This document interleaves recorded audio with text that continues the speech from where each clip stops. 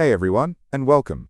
Today we're tackling a Leetcode problem called minimum operations to make array elements 0. It sounds a bit abstract, but we'll break it down step by step until it makes perfect sense. Let's get started. First, let's understand the goal. We're given a list of queries. Each query is a pair of numbers, let's call them L and R. For each query, we have to imagine an array that contains all the integers from L to R, inclusive. Our task is to figure out the minimum number of operations to make every single number in that imaginary array 0. Then we sum up the results for all queries. So what's this operation we get to use? It's pretty specific. We can pick any two numbers from our array, let's call them A and B, in valve. Then we replace them with new values. The new value for A is the old A divided by 4, with any fraction discarded. Same thing for B. We want to use this operation as few times as possible to turn everything into zeros. Let's walk through the first example from the problem. The query gives us an array with just the numbers 1 and 2. This one's straightforward. We can select both 1 and 2 in a single operation. 1 divided by 4, rounded down, is 0. 2 divided by 4, rounded down, is also 0. So, in just one step, we're done. The answer is 1. Okay, what about a slightly bigger example with 2, 3 and 4? Let's try picking 3 and 4. 3 divided by 4 becomes 0, and 4 divided by 4 becomes 1. So our array now looks like 2, 0, 1. We still have non-zero numbers, so we perform another operation, this time on 2 and 1. Both of those become 0, and now everything is 0. That took us 2 operations. Trying this out for huge ranges would be impossible. We need to find a smarter way, a pattern. The key insight comes from thinking in binary. What does dividing by 4 and rounding down really do? It's the exact same thing as a bitwise right shift by 2 places. It's like taking the binary number and just chopping off the last 2 digits.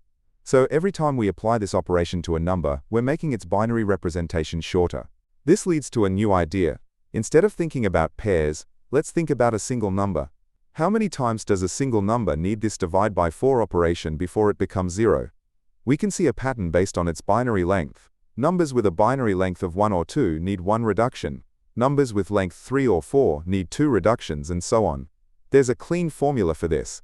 Now we can connect this back to the original problem.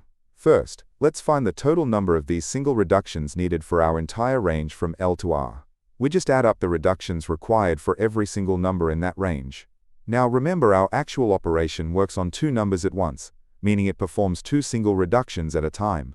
So the total number of operations we need is simply the total reductions divided by 2. We just need to round up to handle any leftover odd reduction. Okay, but summing up those reductions for every query, especially for huge ranges, is still too slow. This is a classic scenario where a prefix sum approach is perfect. Let's design a helper function. We'll call it get of n begain darf sar. This function will calculate the total reductions needed for all numbers from 1 all the way up to n. Once we have this powerful function, finding the answer for our range from L to R becomes incredibly simple and fast. It's just get of R minus get of L minus 1. Alright, here is the complete Python code that implements our strategy. It might look a little complex, especially with all the bit shifting in the get function, but don't worry. It's just a clever way of calculating that prefix sum of reductions. Let's break it down piece by piece. The get function is the core of our solution. It starts by initializing our result to 0. Then it sets up 2 variables. Base will keep track of how many single reductions we're currently focused on. It will go from 1 to 2 to 3, and so on. The variable I is a helper that helps us define the ranges of numbers that correspond to each base value. Inside the get function is this main loop. In each pass, it mathematically defines a range, from L to R, that contains all the numbers needing a specific number of reductions. For example, when base is 2, this will define the range from 4 to 15. Then, it calculates how many numbers from our input num actually fall into this range. It multiplies that count by the current base value, and adds it to our running total. Then, it moves on to the next group. The main min operations function is now very clear. It just loops through all the queries we were given. For each query, it calls our get function twice to find the total reductions for that specific range. Then, it applies our final formula. Total reductions plus 1, then integer division by 2. This is just a neat programming trick to get the ceiling of the division. It adds that result to the final sum, and, once it's done with all the queries, returns the total. So what's the performance of this solution?